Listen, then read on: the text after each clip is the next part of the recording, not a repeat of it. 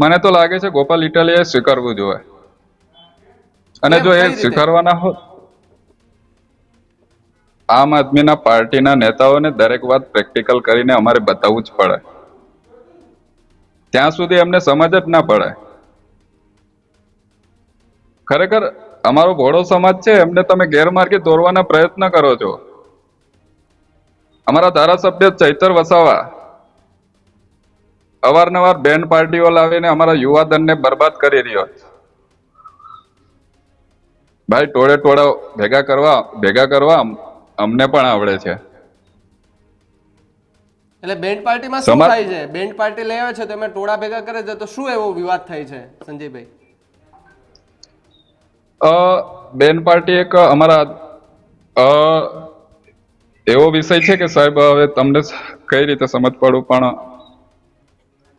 Band party બોલાવી અને young જનરેશનને આકર્ષિત કરવામાં આવે છે. કેટલાક નશીલા પદાર્થ એની અંદર વિતરણ કરવામાં આવતા હોય છે. અમુક બાબતો આપણે સાબિત નથી કરી શકતા, પણ એ હોય છે.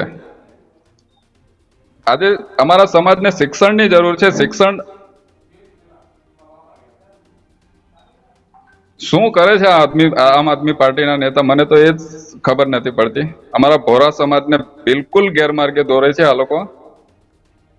ઈસુદાન ગઢવી શું જાણે અમારા સમાજ વિશે,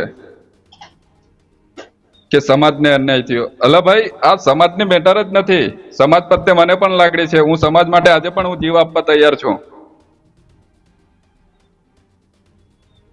અમારા ભોળા આદિવાસીઓને ગેરમાર્ગે દોડવાનું બંધ કરો. આ રાજનીતિનો વિષય નથી, એક વહીવટી મેટર છે,